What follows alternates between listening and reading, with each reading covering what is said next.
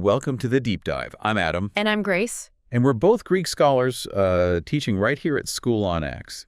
We really, truly love helping our students discover the power and beauty of ancient languages. Especially biblical Greek, wouldn't you say? Absolutely. It opens up so much. That's right. And for this deep dive, we're kind of bringing you right into our virtual classroom. Yeah, exactly. Our main goal for our students at School on X is always crystal clear. Learn biblical Greek. It's just fundamental for understanding those incredibly rich historical and theological texts. And we know our listeners for this deep dive are, well, you're bright, curious beginners, and you already speak English fluently. Mm-hmm. So our mission today is to cut through any, potential confusion. Mm-hmm. We want to give you the essential pieces, the real nuggets from the very beginning of your Greek journey. I would make it feel approachable. Right. Approachable, maybe even exciting, definitely not overwhelming. Yeah. And we'll do that by constantly comparing Greek with English. Highlighting similarities, differences. To help it all click into place. So today, we're really going to zero in on what you typically find in, say, Chapter 2 of a foundational Greek primer. Right. The second step. Exactly. This is where we move beyond just, the ABCs, the alphabet. We start building actual sentences. Really communication. Yes. Yeah. Getting into basic verb forms, expanding our vocabulary in ways that really matter. And crucially, throughout this whole deep dive, we'll be making sure you hear all the pronunciations very clearly. Yeah, we'll say them, repeat them. Because actually hearing the sounds, internalizing them, that's just so, so important. So whether you're maybe dusting off some old knowledge, or you're just starting out on this Greek adventure, or maybe you're simply curious how these ancient words actually, come to life, then you're in the right place. Get ready to dive deep with us. Okay. So before we jump headfirst into the really exciting new stuff in Chapter 2, the verbs, the sentences, it's absolutely vital, essential really, that we make sure we're all on the same page with the basic building blocks, the sounds, the writing. Think of it like a warm-up. Exactly. Like stretching before a run. You wouldn't skip that, right? Not if you want to avoid injury. Same here. Getting these foundational sounds and visual cues right, it just sets you up for so much more success later on. It really does. Even at this beginner stage, understanding how Greek letters are formed visually and, crucially, how their vowels sound, it's non-negotiable. Right. It's what enables you to read and pronounce the words we'll introduce in Chapter 2 correctly, right from the get-go. Otherwise, you're kind of building on shaky ground. Precisely. Yeah. Without a firm grasp of the phonetics, every next step, every new word, every grammatical idea, it just becomes significantly harder. It's the bedrock. Okay, so let's briefly recap how Greek letters are actually written. It might be a bit different from what you're used to in English. Quite different in some ways. Imagine, if you will, two invisible horizontal lines on a page. There's a baseline where most letters sit. Like the line on notebook paper. Exactly. And then an upper height line marking the sort of top boundary. Greek letters, unlike, say, most English lowercase letters, which are pretty uniform, they fall into 4 distinct categories based on how they interact with these lines. It gives Greek writing a unique look. It does, a real visual rhythm. And it's not just aesthetics. It helps with reading, with recognition. So this might seem like a minor detail when you're just learning the alphabet. But it's surprisingly important for visual recognition, and eventually, if you want to write fluently, these categories are very systematic. Okay, what's the first category? First, we have the normal size letters. These are the ones that sit neatly entirely between those two imaginary lines. Like our lowercase a or c or e. Exactly. In Greek, examples include alpha, epsilon, iota, kappa, nu, ne, omicron, pi, phasia, sigma, tau, upsilon, and omega. They stay in that middle zone. Okay, contained. Then you have letters that stretch a bit. They reach below that baseline. That's right. Similar to our English G, P, Q, yaw letters with descenders. Got it. These are the letters extending below the line. They have a kind of tail. Examples are gamma, eta, mu, ru, and the special final sigma. Oh yeah, the one you only use at the end of a word. Exactly. And also phi, they dip down. And just as some dip below, others reach up, right? Extending above that upper line. Correct. Letters extending above the upper line. Think of delta, G, and lambda. They have an ascender, like our B, D, or H. Okay, so normal, below, above. What's the last one? The the big ones, as you called them earlier, the letters extending both above and below the lines. The real space takers. Indeed. Think of beta, zetas, se, sciata, and sometimes upsilon, depending on handwriting. They cross both boundaries. So as you're looking at Greek words in your primer, pay attention to the shapes. You'll start seeing these distinctions. Definitely. It makes the script feel more organized, less like just a jumble of symbols. Okay, so that's how they look. What about how they sound? You mentioned vowels. Right.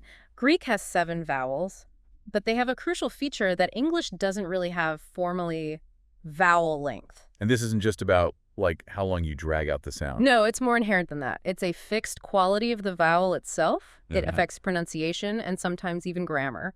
In English, we talk about long A and short A, but it's often inconsistent. In Greek, it's much more defined. That's a really key difference. Okay, let's go through them, and we'll pronounce them clearly, so try repeating them with us. Getting these sounds right early on is a huge advantage. Absolutely. First, alpha, alpha.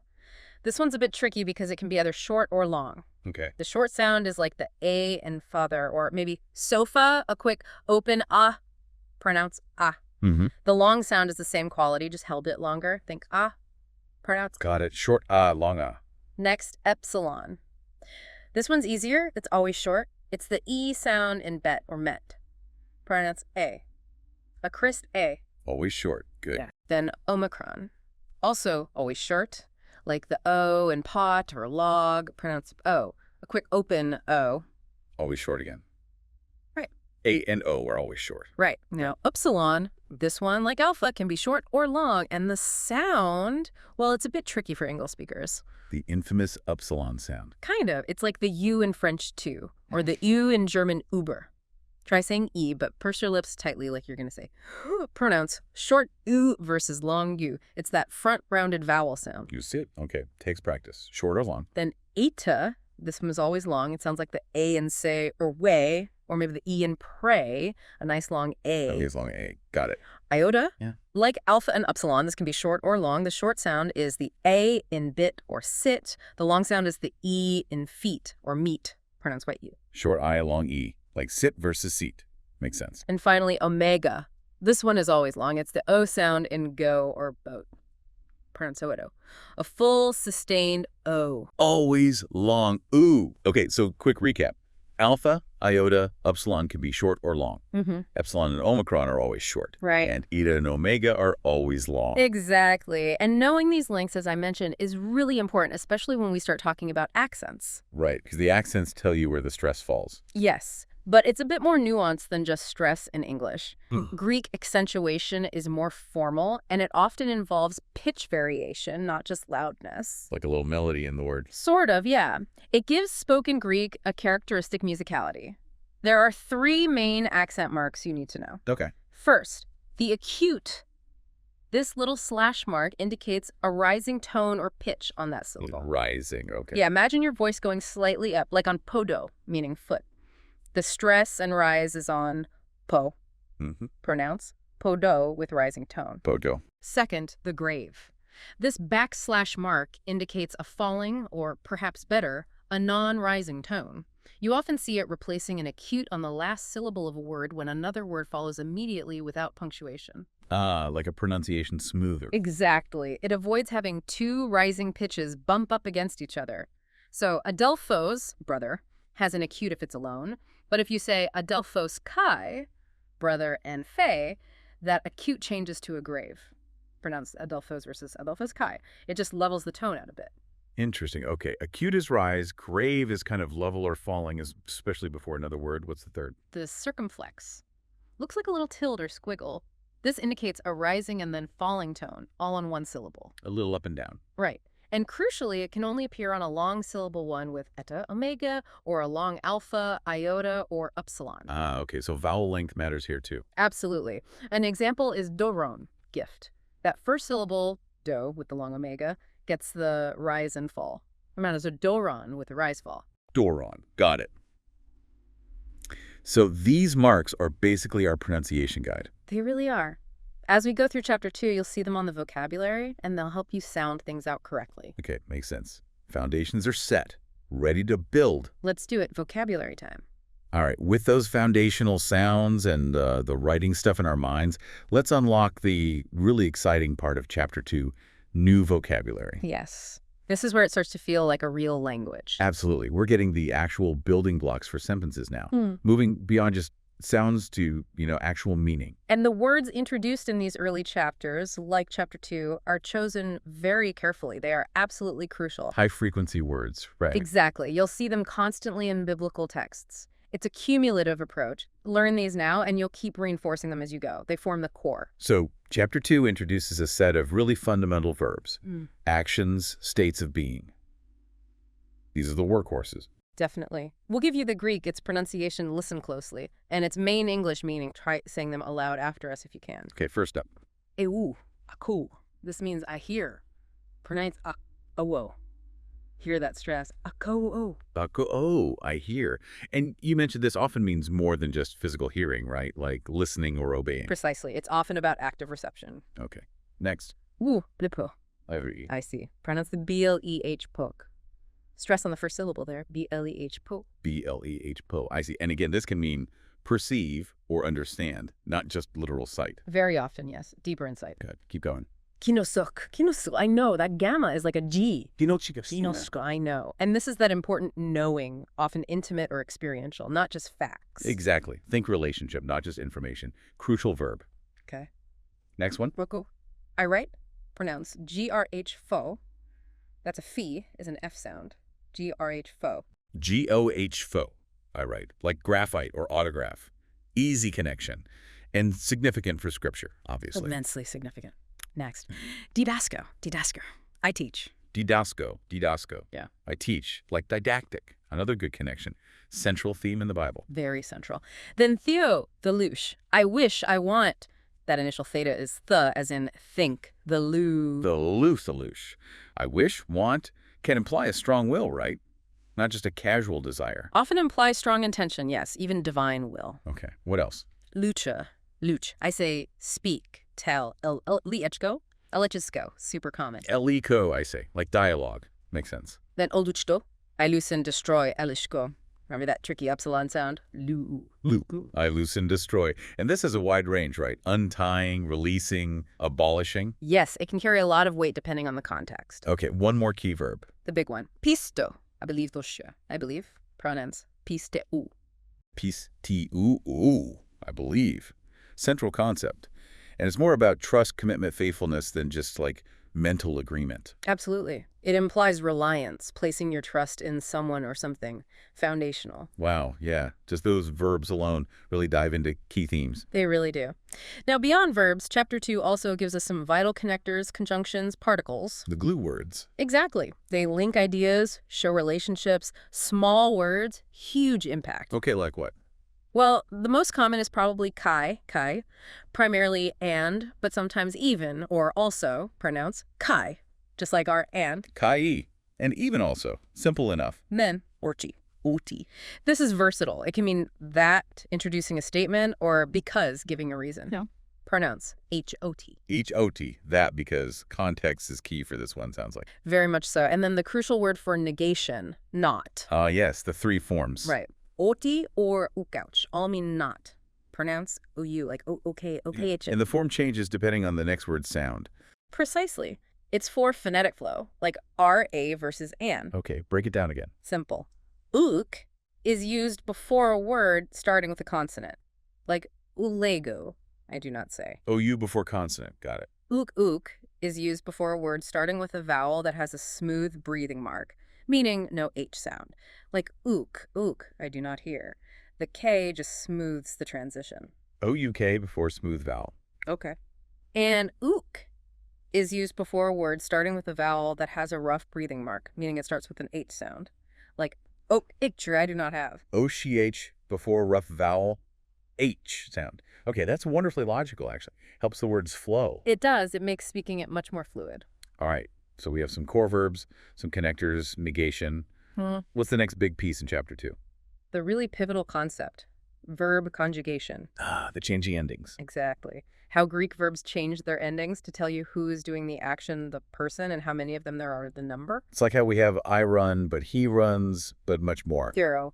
Much more systematic. In English, only that third-person singular usually gets a special ending in the present tense. In Greek, every combination of person and number typically gets its own distinct ending. So the verb itself tells you I, you, he, we, you all, or they. Often, yes. The ending packs in that information. Okay, so let's see it in action. You mentioned using pistush, I believe, is the example. Yes, it's a perfect example. Very common a verb, regular pattern for many others.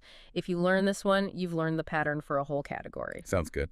And we're looking at the present active indicative forms. Correct, which just means happening now, present, the subject is doing the action, active, and it's a statement of fact, indicative. This is your basic, most common verb form to start with. Okay, let's hear them. Singular first, one person doing the believing. Right. Singular first. First person singular. Pistush? That means I believe. T-E-H-O. This is the dictionary form. Pis-T-H.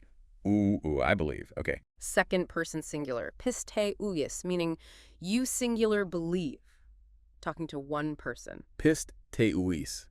You believe. Got it. Third person singular. Pist-te-ui, meaning he shite believes. Pist-te-ui, any single subject that isn't I or you. Piste-ui, he shut believes. Okay, that's the singular sec. Now plural. Yes, plural, first person plural. Piste-uian, meaning we believe. And we're noting that omen ending is the key sign for we. Piste-uien. We believe. Senin means we. Good tip. Second person plural, piste-chuis, meaning you plural believe. Good true. Addressing a group. Piste-uiti, you all believe. Eat for you all. And third person plural, piste-tusin, meaning they believe. Piste-uisin. Notice that usin ending. Piste-usin, they believe. Okay, so the endings are I, umen, it, usen. That's the pattern for this type of verb in the present active indicative, and it's incredibly consistent. Once you learn that pattern, you can apply it to graf, legu, aku, lepo, lush. Wow, okay, so learning one paradigm really unlocks a lot. It really does. It's a much more inflected system than English, where, I believe, you believe, we believe, they believe. The verb looks the same. We need the pronoun. But in Greek, pisteuomai just means we believe. You might not even need a separate word for we. Often you don't. The ending says it all. It's efficient, but it takes some getting used to for English speakers. You have to look closely at the end of the verb. Okay, this feels like the point where it all starts coming together. Yeah. Can we try translating some sentences? Absolutely. Now for the fun part, putting it all together. Yeah, this is where vocabulary and those conjugation rules actually, make sense in action. Seeing how the pieces fit. Exactly. We'll take some typical Chapter 2 sentences. I'll read the Greek, then we'll break it down. And translate. Listen for the pronunciation, and especially those verb endings. Okay, sentence 1. Let's hear it. Kinoskomen, hoti pisteuite kai dolete didashkain. Okay. Ginoskomen. Pistuete. Great. The leet. I hear some familiar endings there. Good. Let's break it down. Giskomen, ginuskomen. Okay, ginusko is I know, and omen is we. So we know. Perfect. Then uti hoti. Yeah, the conjunction. Right. Pistuchte, pistut. Pistu is I believe, ete is you all. So you all believe. Excellent. Kake. Tiske. Pistoelit. Piskeri is I wish, want. Ete is you all. Again, so you all wish or you all want. Spot on. And finally, didaskin.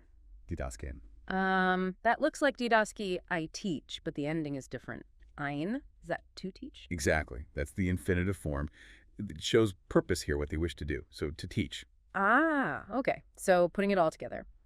We know that you all believe, and you all wish to teach. Perfect translation. And notice no separate we or you pronouns needed in the Greek. The verbs tell us. Very cool. Okay, sentence 2. Aku kaputi edeltofi. Aku kai BLE etro popoti adelfe grafifi. Okay. Akush blepe grafi. Those first two seem simple enough. Let's see. Oku. That's the dictionary form, first person singular. I hear. Right. Ak huti. Yeah. Also first person singular. I see. Good. Uti huti. Cat. Adelphi. That was one of the new nouns you mentioned. Sister. Correct. The Delphi sister and grafi. Okay, grafi is I right. The ending is aki. That's third person singular, right? Like pistia. So he shite writes. Since the subject is sister, it must be she writes. Excellent deduction. So the full translation. I hear and I see that the sister writes. Or maybe just, I hear and see that the sister writes. Exactly. And yes, we introduced the noun adelphi. Nouns also change forms in Greek, called cases, but we'll get to that later. For now, recognize it as sister. Okay. Sentence 3. This one looked like it had a question and a not. Right. Legis eti homen. Leges. Epistoumen. Okay. Brixachoki adelpho lui, uiu piste umen. Leges. Liei. Epistoumen. Okay. Break it down. Elias leges. Leges, I say. The ending dis is second person singular, you say. Perfect. Uti, uti. Elisa. Adelphia's sister, this must be brother. Correct. Adelphus' brother. Lies. Lucius, I loosen destroy. The e's ending is third singular again, so he loosens destroys. Good. Then nu.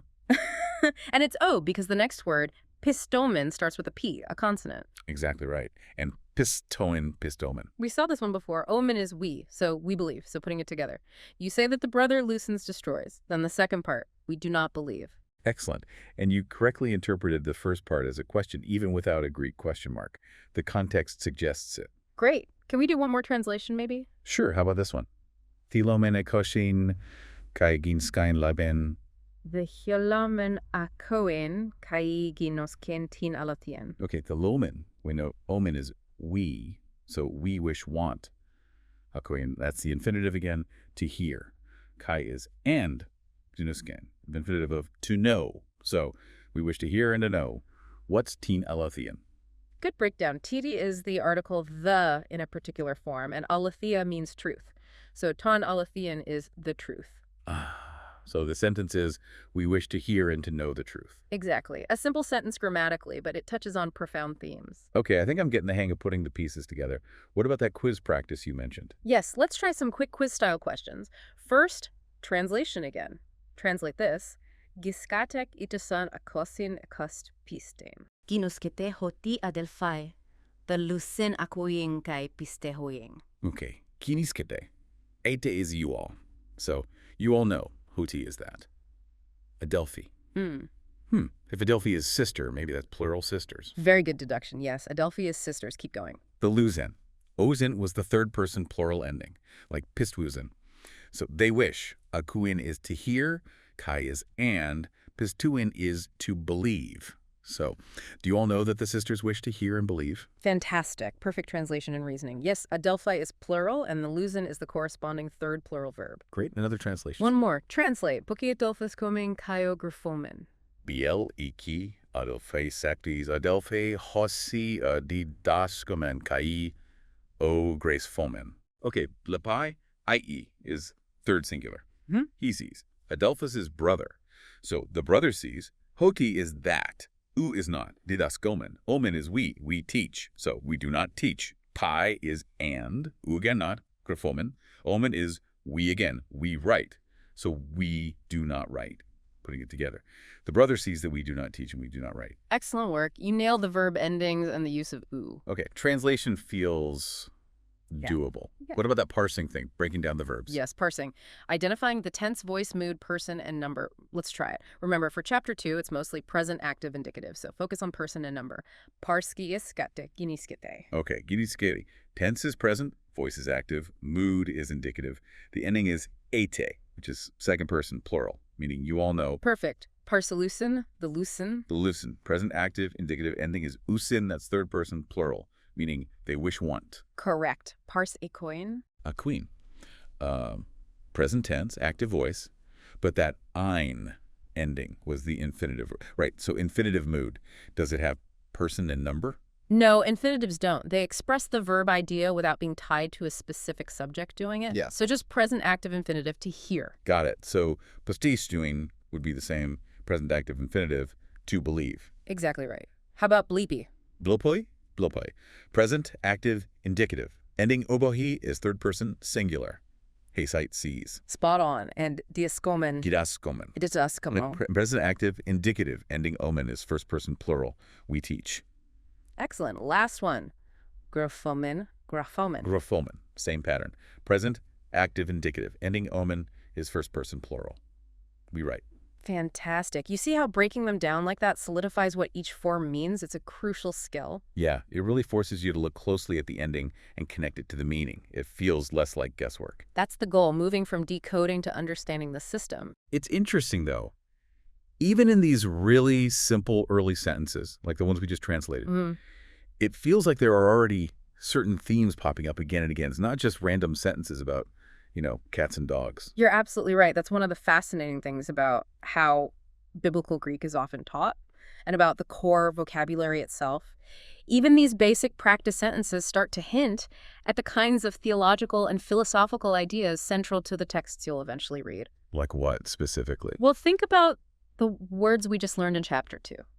Belief, pistou, is introduced right away. That's huge. Yeah, front and center. Teaching, didasko, and hearing, the transmission and reception of knowledge or revelation are prominent. Right, we saw those a lot. The whole concept of knowing, ginosko, especially that deeper relational knowing, is there from the start. Writing, graph, to convey important messages, referencing scripture. Yeah. Even loosing or destroying can carry much deeper implications in a religious context. Loosing from sin, destroying evil, abolishing old ways. So it's like we're not just learning grammar and vocabulary in isolation. We're simultaneously getting a glimpse into the actual world of ideas that this language was used to express. Exactly. It makes the learning process feel richer, I think, more connected to the ultimate goal, which for many is reading the New Testament or other significant texts. You start to see the conceptual landscape taking shape even in Chapter 2. That definitely makes it more engaging than just memorizing endings. It hopefully does. It connects the how of the language with the what and why it was used. So that feels like a pretty comprehensive look at Chapter 2. I think so. We've covered that crucial vocabulary, those core verbs and connectors, and we've really started to unpack the system of verb conjugation with the present active indicative using pistou. Yeah, those endings, ooh, ace, a, omen, usin, sinki. They are absolutely foundational. Mastering them now pays off enormously down the road. Remember, we're Adam and Grace, your guides from school on X. Our goal is always to make these ancient foundations as clear and hopefully as accessible as possible for you. By really getting a handle on these early building blocks, the sounds, the first words, how verbs work, you're not just, learning about a language, you're actually building a direct pathway. A pathway to engaging with these profound ancient texts in their original form with all their nuance and power. So our advice is keep practicing. Say the pronunciations out loud, repeat those verb forms, maybe even chant them. Pistou, pistouis, pistou? Maybe. And try building your own simple sentences in your head using the words you know. I see the brother. We wish to teach. Every little bit of that active practice reinforces these foundations. It makes the language less foreign and more like a tool you can actually use. And as you continue your journey in Greek, maybe past Chapter 2, here's something to think about, a final thought for you to mull over. How might understanding the precise, nuanced meanings of these foundational Greek words like pistou for believe or ginosko for know-how, might understanding their specific connotations beyond just their simple English equivalents? How might that actually change or deepen or challenge your interpretation of familiar phrases or Bible verses, or maybe even entire theological ideas that you've only ever encountered in translation before? That's a fantastic question, because translation always involves choices, and sometimes layers of meaning get flattened out, getting closer to the original. Well, it's an exploration that can genuinely last a lifetime. It really can. Until next time, keep diving deep.